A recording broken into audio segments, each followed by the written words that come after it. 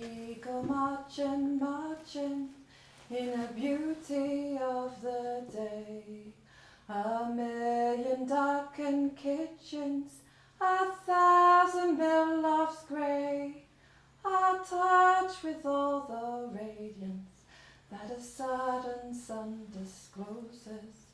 For the people hear us crying, bread and roses, bread and roses. As we go marching, marching, we battle to for men, for they are women's children, and we mother them again. Our lives shall not be sweated from birth until life closes. Hearts starve as well as bodies, give us bread, but give us roses. War. War. Yes. Start war. Start war.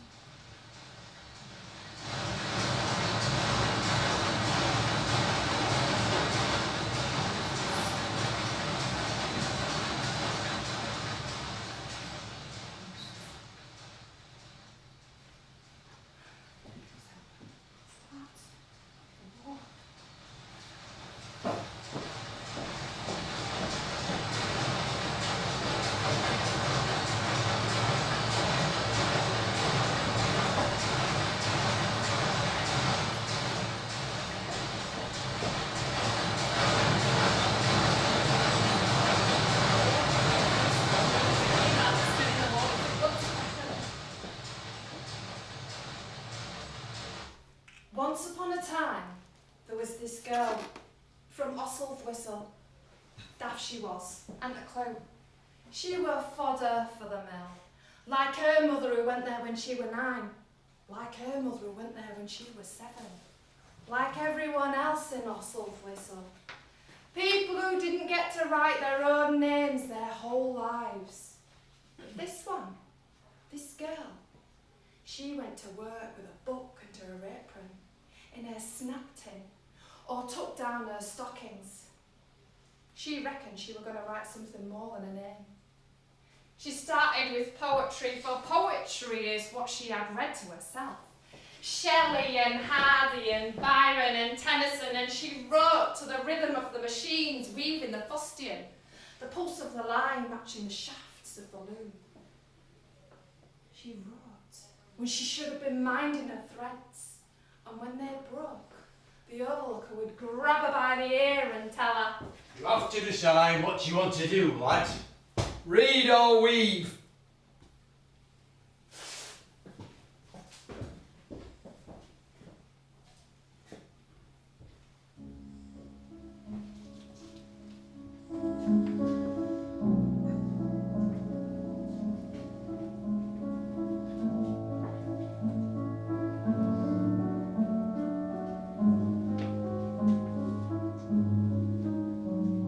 How does it feel to be Mrs. Holdsworth?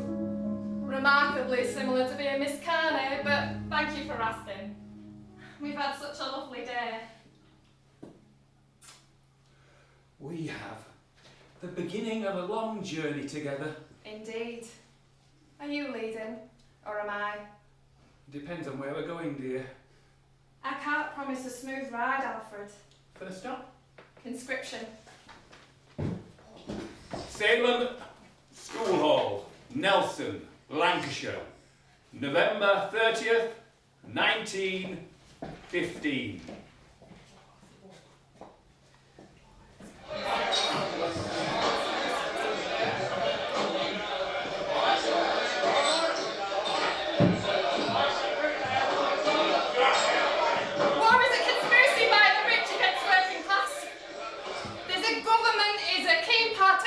Because it wants to divert your attention away from struggles at home. Working people like us have no interest in an imperialist war. To the men here, I say, you will be sent away to kill other working men whose lives are more similar to yours than to your masters. And to the women here, we will be left behind. forced to take on extra work, to send food parcels to feed underfed soldiers who've received no army pay in 6 weeks despite soaring prices. We women find ourselves traumatised by the damage and the fear of invasion, which is why I see women with revolution in their eyes. Queuing to buy fishtails, wine, duchesses, and to economise. Farewell, Leicester Square. Then raise the It's star, a long, stand long way high. to Tipperary. Be no to conscription, no to conscription. Ow, you bitch! Muzzle you!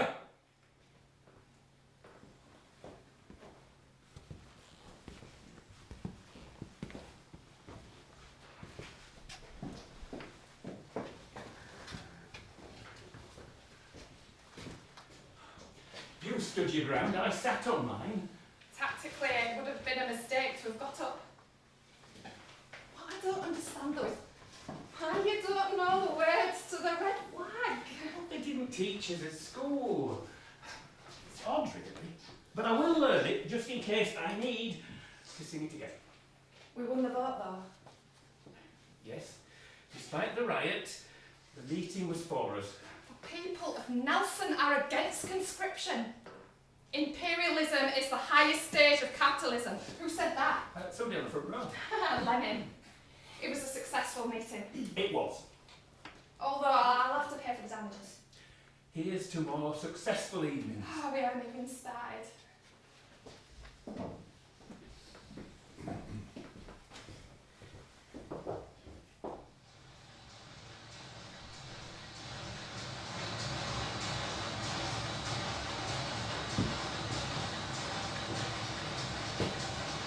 The narrow, monotonous, long days. The torture of the turning wheels. The whirring straps, the roar and rattle that roots itself inside of me. I've come to this place at dawn. In darkness, with cold. And always tired with the running least I should be late. Drive my dead thoughts over the universe like rivers weaves to quicken a new birth, and by the incantation of this birth, scatter as if from an unextinguished hearth, ashes and sparks, my words among mankind. Be through my lips to an awakened earth, the trumpet of a prophecy. Oh wind, if winter comes, can spring be far behind? You lass, your mind is elsewhere. Your eyes are as well, so you might as well be.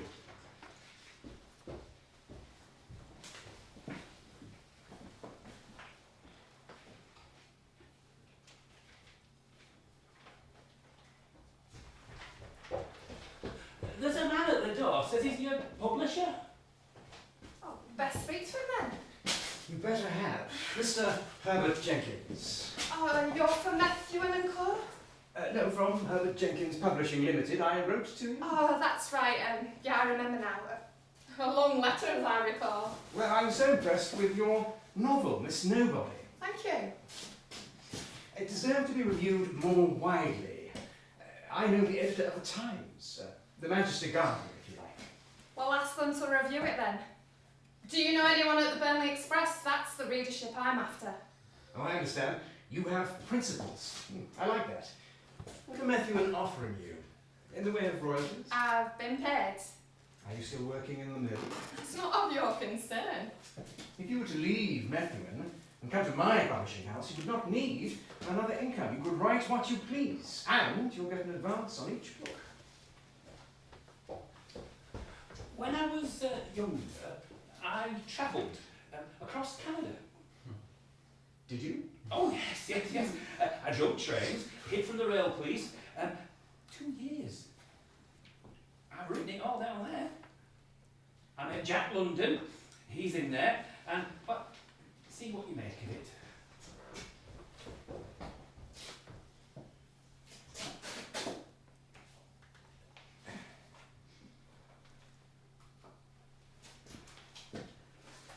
Helen of Four Gates. Is our heroine a carpenter? It's about cruelty. Generations of it.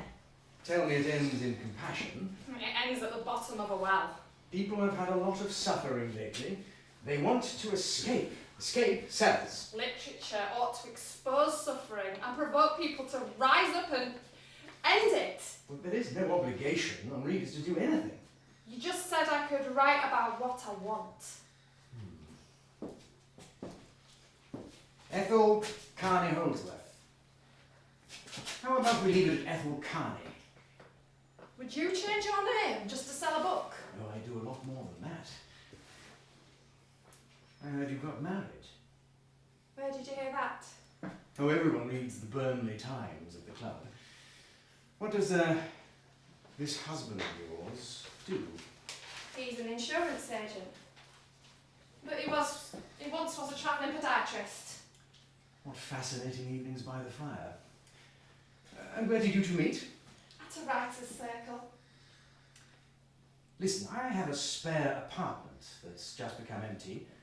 You could come to London for a few weeks, right there. There are people I'd like you to meet. We could go over your manuscript, Helen of Four Doors. Gates. It wouldn't be possible. Well, you could always bring him with you. You could explore London. Oh, I spent a year in London. I saw the London of the working poor. The greyness, the harshness of the streets. It's a world of ugliness. There is another part. Pleasant squares, promenades, elegant town houses and smiles. That's where I live. The London that artists paint. It don't interest me. Well, you could learn about the lives of the wealthy. They pay more for their books. Up to now, literature has been lopsided. Dealing with life from only one view of a different class. And I'm going to change that. I sincerely hope you do. I have a long journey. Do consider my offer. Thank you for visiting. And then, since you asked, I sell lace at the market these days.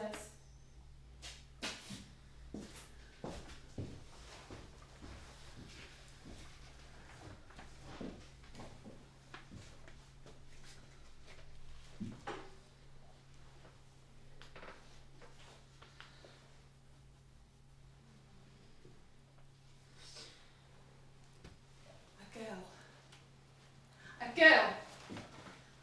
Always a girl. On the boundary of womanhood.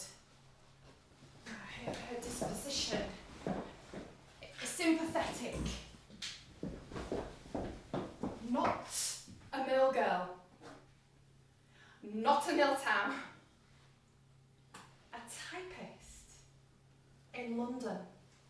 Middling, father a doctor. She's about to be married with a queer walk.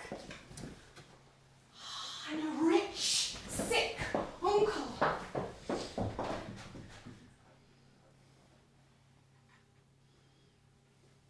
then what? Her man, yes, her man, this boy, was promised to marry her, yes. He's about to disappoint.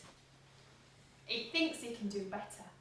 Especially now he's won £50 on a racehorse. They're sitting apart together. She has in her hand a letter. I must tell you what's in this letter. And before she can, he says to her, I'm not worthy of you. Set me free. Oh, she cries. She cries. But not for long, because then... Ethel! Oh, yes? I have received a letter. Oh, we get them all the time. 2 yesterday. I know. Then she brandishes that letter. And she says, my uncle has left me £10,000 in his will. I have been conscripted, and I have to report to Preston Barracks.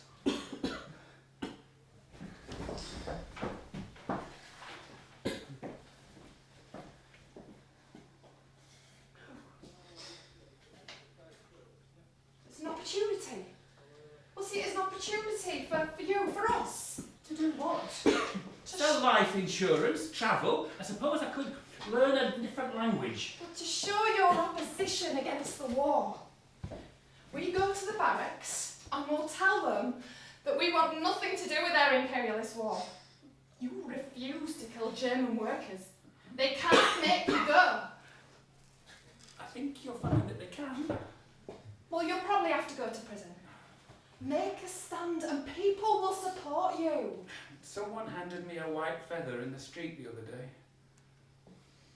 You will tell them that you are not afraid to die.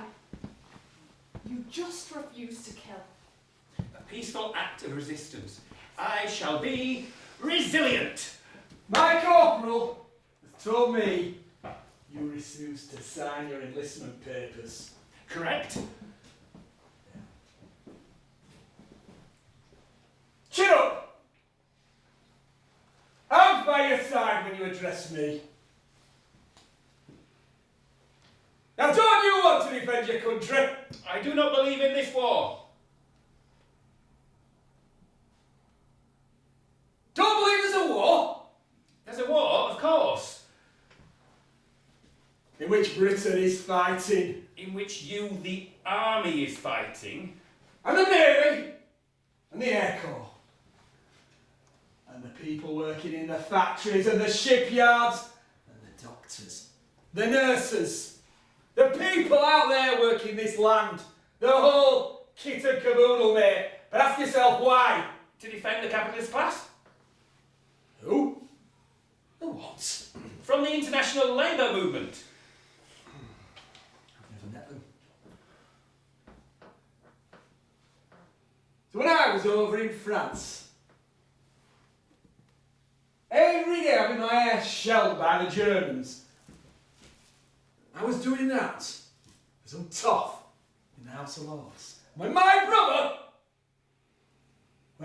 was shot and he gave his life, you're telling me he was doing that for the man who owned the mine he worked with? It might not be quite as simple as that. It's not.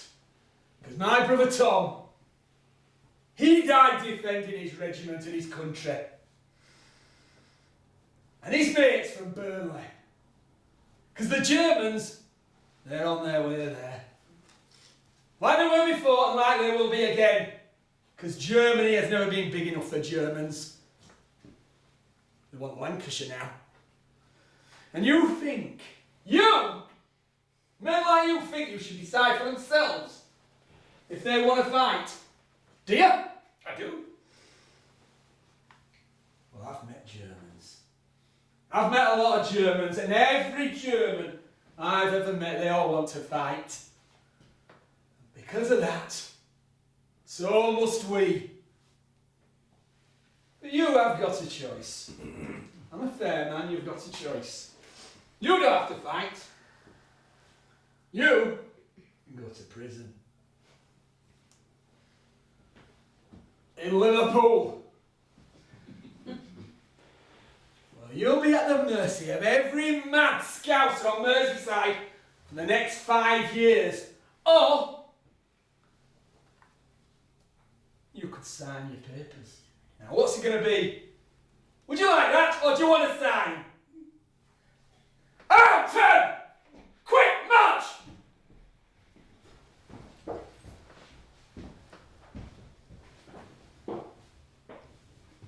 An apartment in London.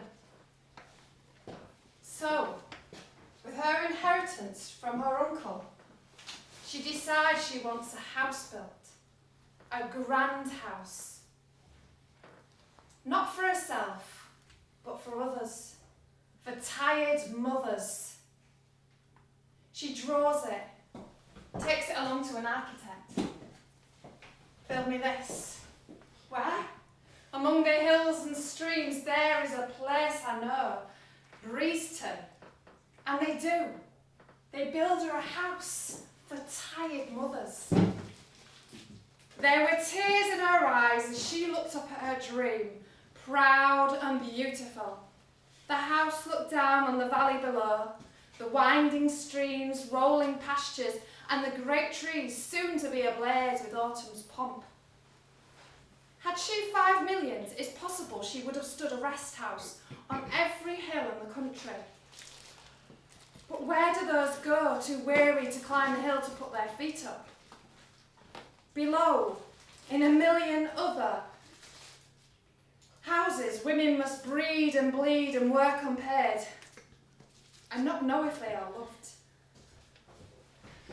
Telegram from the printers. We're on the second reprint already. Sales pushing 10,000. You know what this means, don't you? You have security, Ethel. People are already making inquiries about adaptations for stage and cinema. Helena Floorgates is a pot of gold. I spent the morning with Robert Blatchford. He's pro-war. He wouldn't even look at my articles. Said if he published them, we'd both be arrested. Well, you're a popular writer now. The novel is not a political art form. Perfect the art of pathos. You are good at it. Readers don't mind pity. Gives us a break from feeling sorry for ourselves. Widows have every right to feel aggrieved. I know, I didn't mean to, I'm sorry to hear about Alfred.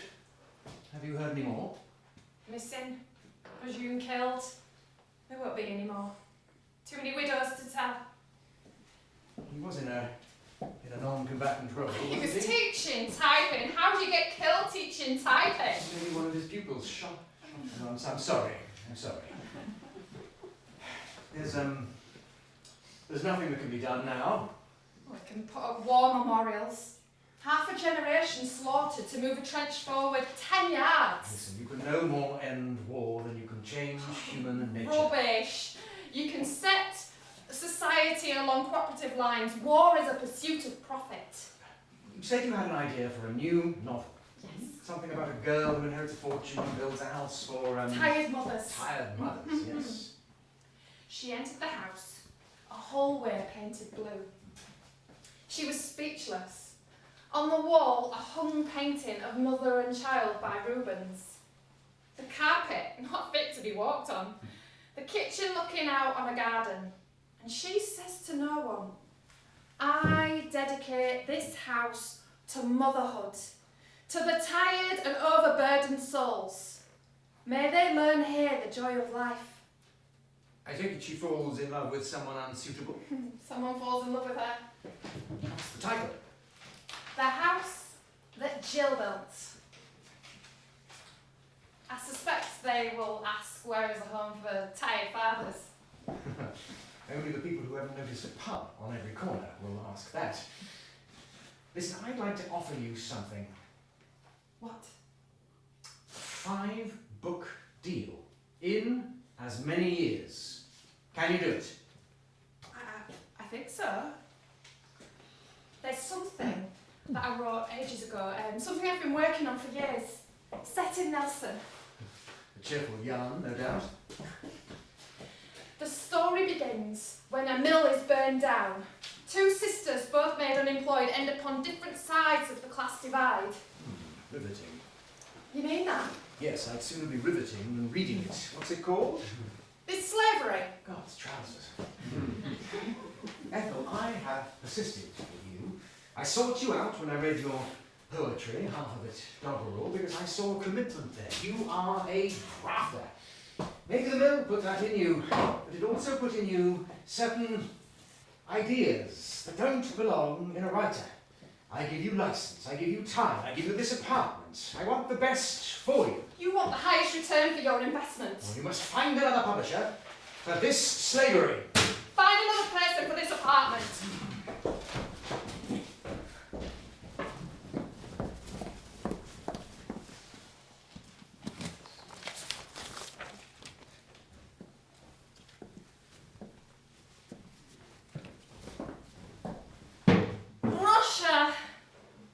Russia has risen and everywhere is upon our lips.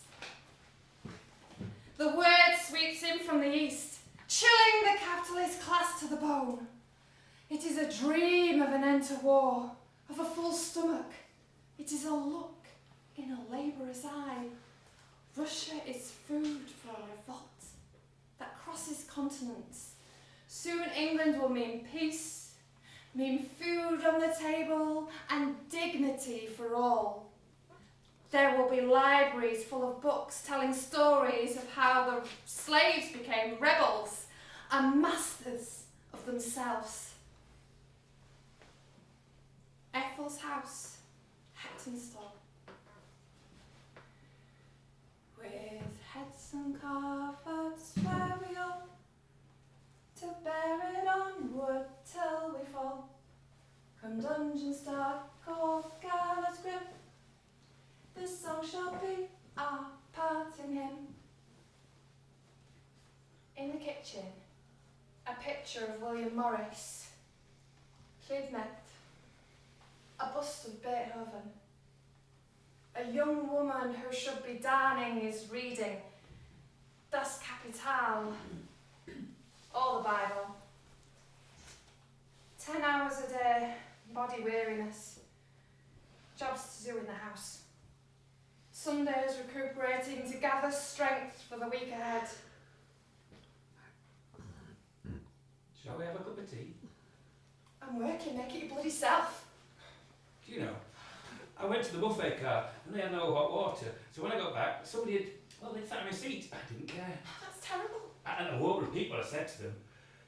Where have you been? The war. I did write, you know. Oh, I didn't receive them. No, from the camp. I was taken prisoner, and as soon as I got there, I barely taught my typist to put paper in. I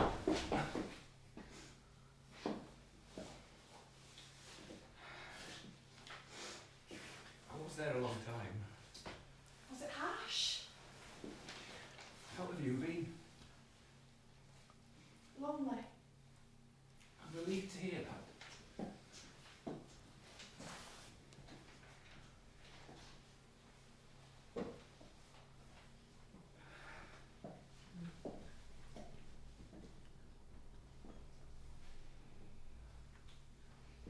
Do you know, there's still no unity among the socialist parties.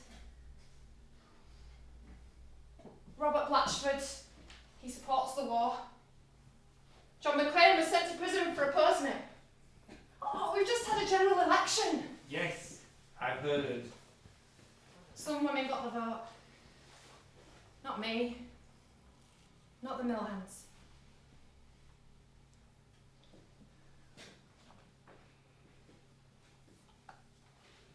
Have you eaten it all in the last year? I'll have to check my diary.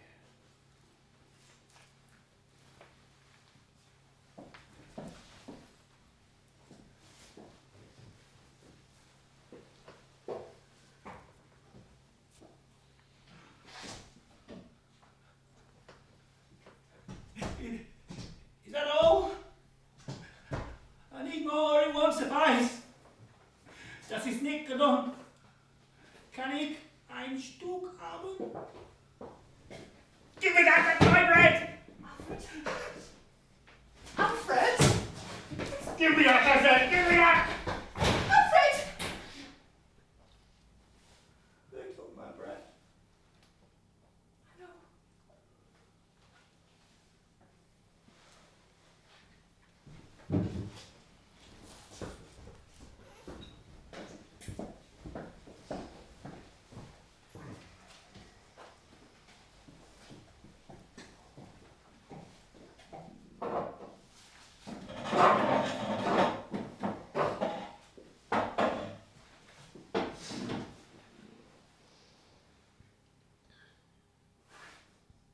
The bruises are visible, are they not?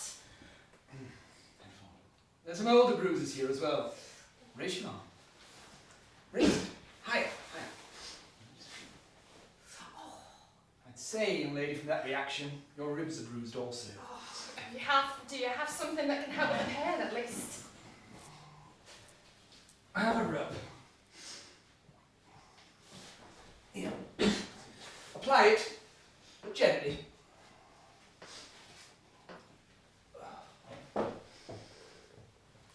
I prescribe a great deal of this nowadays. Now the war's over, I'm sure there are many who don't come to be examined. Women who daren't. How much? There's no cost. I expect you'll be needing more. I can treat the symptoms, but I can't treat the cause. What would you say the cure is? To leave the man who has given you the bruises. It's not your province, my private life. Apparently it is. Your personal life are your injuries. Young lady, they have been for some time by the look of it. I mean, you talk as if women are free to do as we please. But divorce is a formality. In marriage, women are forced to take up possession, exchange possession of their persons for the means of existence. In divorce, we are subject to outrageous gossip and shunned by neighbours and employers alike.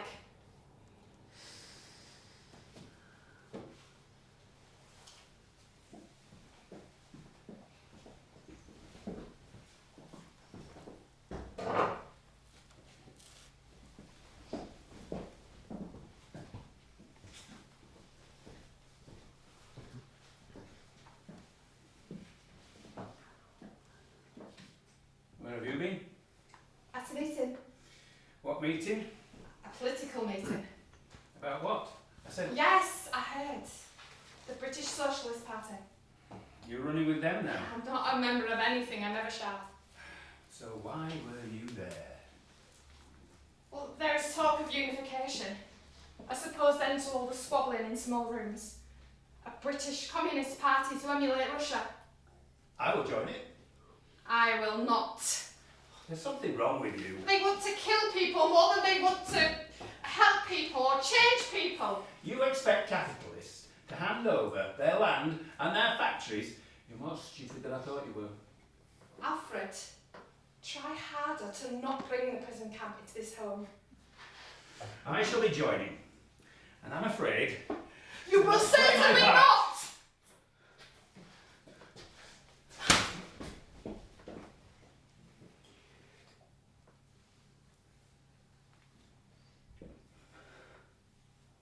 I have to go to London.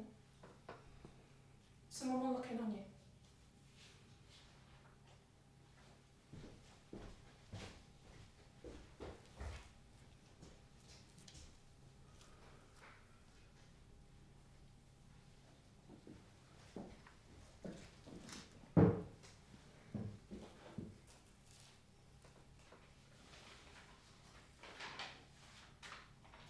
Kronstadt, the revolution's most loyal servants, the sailors of the Kronstadt naval base, have called for an end to Lenin's new dictatorship, have called for political freedom, free speech, the freedom to organise, for an end to wage cuts, and for these demands they have been gunned down, shot and partridges. As Comrade Trotsky demanded, the survivors sent to the Gulag. The revolution is betrayed. Russia is everything you need to know about tyranny. Lenin is the new Tsar.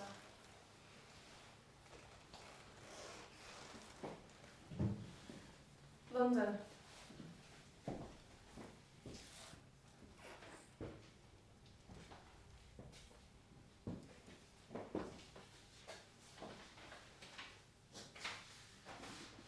How is Alfred? I hear he has returned to you. Alfred has not been himself lately. Surely not such a bad thing. Eleanor Fourgate's opens in cinemas next week. We should capitalise on that. How? Raise the retail price. Or lower the price. More people want to read it, then more people will be able to. I've never met anyone so genuinely uninterested in money. And you won't mind if I ask for you to pay me my royalties every 3 months rather than 6. Oh, well, I'll see to it. You should think film when you write. Have I told you about a writer I acquired around the same time as you. Woodhouse. Now, you could learn a trick or two from him. Stage, loves him. Cinema, loves him. America, loves him. His books are all about the same two characters. Bertie Wooster, a rich, empty-headed English gentleman, and his servant Jeeves, except it's really Jeeves who's in charge. They're really very funny. Women's Outlook wants to interview you. Oh, can the woman read? I'm giving up on the novel, at least for the time being. Well, yes, maybe take a break for a while. Travel. I've come to London, haven't I? I'm going to launch a journal. A political journal. An anti-fascist journal. What? Why? Mussolini is in power. Marched his way there. Fascism will be the preferred response to poverty and threat of socialism across Europe, including England. Well, I have to say that's a bit fanciful. Fascism is a foreign idea for foreign parts. Is it? Abolish the talking shop of Parliament. Find a handful of strong men to run them shooting matches for us all. Stamp on the trade unions. Line up the Bolsheviks. Tell me that you haven't heard those views over brandy at your club. Oh, yes, from one or two ex-colonels who can barely march to the restaurants. Fascism exalts war, and it is spreading like a virus among the ruins of the war that will give birth to another. You used to think that if you wrote the right novel, you could put a stop to that. Now you think that if you stop writing, the same will happen. I'm creating a union, a national union for combating fascism. Oh, for heaven's sake. Will you join?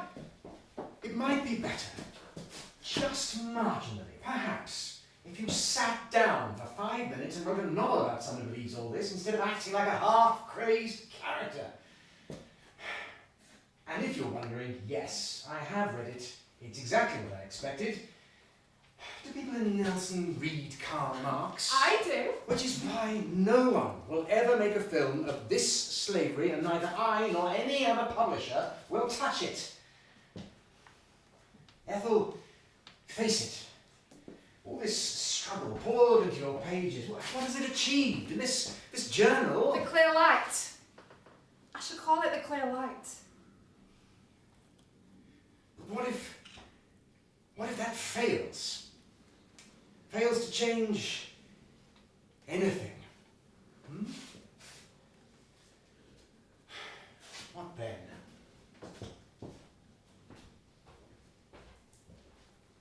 That daft girl from Osselthistle. She replied to the overlooker. I want to write. I don't want to weave. She is dragged off to the gaffer who shows her an act of kindness and sacks her.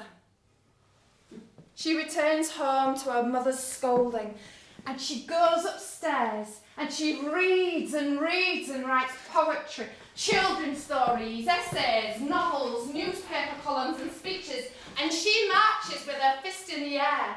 And for many years she wonders, what was it all for? All those little lies trudging from page to page, turning out dramas and mill hands, the offspring, the squabbling and heroics that says to mill hands and mothers, your lives are interesting, you can make a difference, you matter. You can make a new reality. She had hoped that her readers would act like the people in her books, that their lives could become fiction. But people disappoint, don't they? People go to work, go to war, go to work to turn on one another and cower beneath authority. And that's why we have characters in books who we can depend on. And that wasn't enough for her. She wanted her prose to play out in the world. As we go marching, marching, unnumbered women dead go crying through our singing their ancient call for bread. Small art and love and beauty, their drudging spirits knew. Yes, it is bread we fight for, but we fight for roses too. She wasn't tired of writing. She was tired of waiting for all her words to make a difference. And as far as she knew, they didn't. So one day, she just stopped.